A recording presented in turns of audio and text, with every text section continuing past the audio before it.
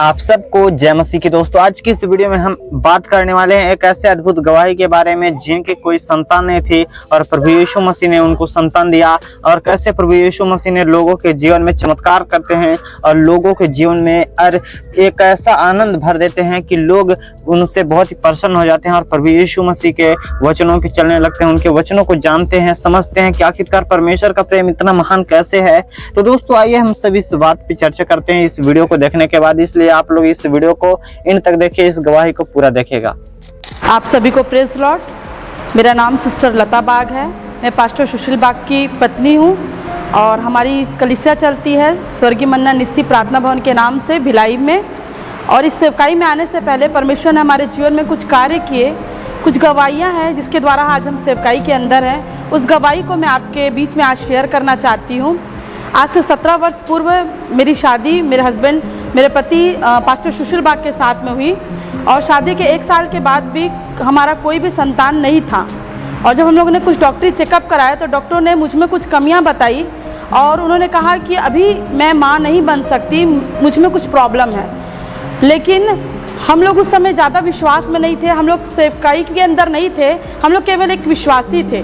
इस कारण से हमारा विश्वास भी थोड़ा सा कमज़ोर था। उस दौरान एक प्रभु के दास ने कुछ वचनों के द्वारा मैं सिखाया, उन्होंने अंगीकार के विषय में मुझे बताया और उस दौरान मैं अपने गर्भ में हाथ रखकर अंगीकार को करने लगी कि प्रभु आपने मुझे संतान दे दिया है।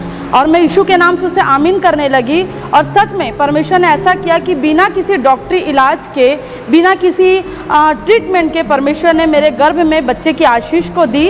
और मैं प्रभु का धन्यवाद देती हूँ कि मेरे गर्भ में ये बच्चा बहुत अच्छे से बढ़ रहा था, लेकिन आखिरी 90वें महीने में कुछ परेशानी मेरे साथ हुई।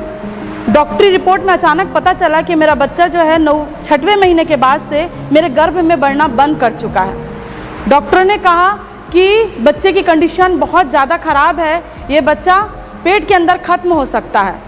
और हमारे पास में कोई भी सामर्थ्य काम नहीं आई थी, कोई भी इलाज नहीं होता, डॉक्टरों ने अपने हाथ उठा लिए थे। उस दौरान मेरे पति और मैंने मिलकर प्रार्थना की और हमने परमेश्वर के सामने कमिटमेंट किया, प्रभु को हमने अर्पण किया कि प्रभु ये संतान को आप सुरक्षित इस दुनिया में लेकर आएँ, इस बच्चे को हम आपके राज्य के लिए समर्पित करेंगे।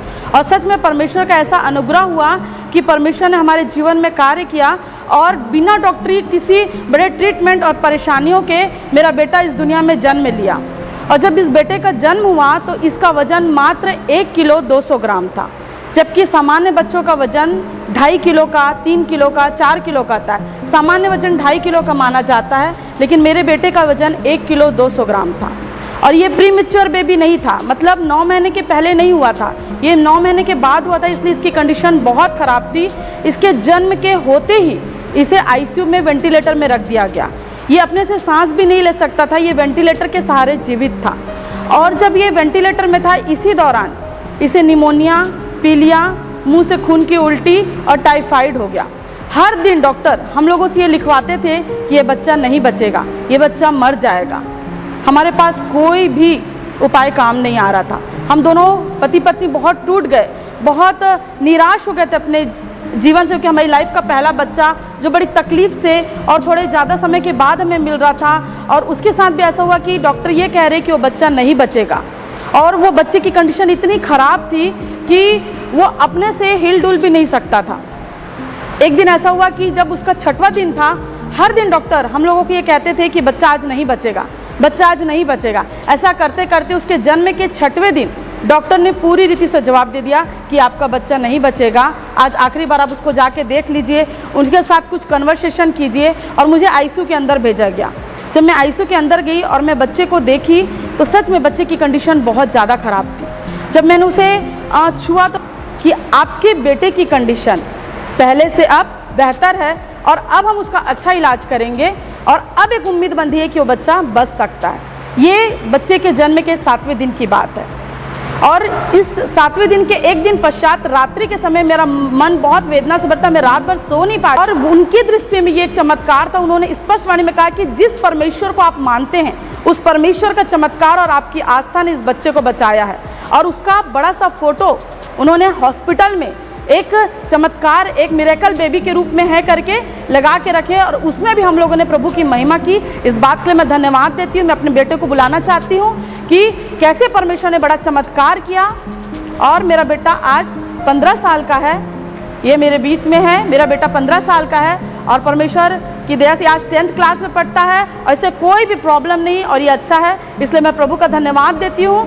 प्रभु ने जो टेस्ट मेरे जीवन में लिया उसके द्वारा टेस्ट मनी बनी, जो परीक्षा आई उसमें जयवंत परमेश्वर ने किया, जिसके द्वारा उस गवाही के द्वारा हम प्रभु में और दृढ़ और स्थिर हुए और आज इस सेवकाई में इसकी गवाही के द्वारा ही हम यहाँ पर हैं। इसलिए मैं परमेश्वर पिता का कोटि कोटि धन्यवाद देती हूँ। यदि आपके जीवन में भी किसी प्रकार की परीक्षा है, किसी प्रकार का टेस्ट है, तो मैं आप लोगों से यही कहना चाहूँगी कि धीरज के साथ आप उस टेस्ट का सामना कीजिए, प्रभु पे विश्वास कीजिए। वो टेस्ट आपके जीवन के लिए आने वाले समय में एक टेस्टमनी बनेगा, एक बड़ी गवाही बनेगा और प्रभु की महिमा को खड़ा करेगा। मैं पिता का धन्यवाद देती हूँ।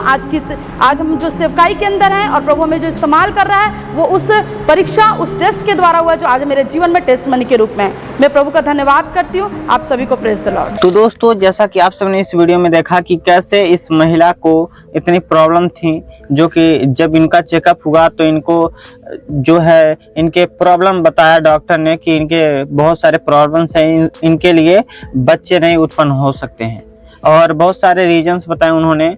और दोस्तों, जब इन्होंने इस बात को रखा, मतलब कि जब ये प्रभु यीशु मसीह पे विश्वास नहीं करते थे, तो ये बहुत जगहों पे दिखाया कि आखिरकार ऐसा क्यों, मतलब कि बच्चे का उत्पन्न क्यों नहीं हो रहा है। तो वो धीरे धीरे प्रभु यीशु मसीह के बारे में जानना शुरू किए वो लोग, और फिर प्रभु यीशु मसीह को जब वो प्रार्थना किए, जब वो लोग प्रभु यीशु मसीह के बारे में और अधिकाई से जानने लगे, तो प्रभु यीशु मसीह ने उनके जीवन में कार्य किया और परमेश्वर से वो प्रतिदिन प्रार्थना करते थे और हर एक जो उनके जीवन में तकलीफ थी, समस्याएं थी, सभी दूर हो गई और प्रभु यीशु मसीह ने उन्हें आज जिंदा रखा है और अपने परिवार के साथ में आनंद से हैं। दोस्तों, मैं उम्मीद करता हूं कि आप सभी इस गवाही के जरिए बहुत ही अच्छी नॉलेज पाए हैं। दोस्तों, ऐसी गवाही के सुनने के लिए हमारे चैनल को सब्सक्राइब कर लीजिए। फिर मिलते हैं एक और नए गवाही वीडियो के साथ में। तब तक के लिए आप सबको जय मसीह की।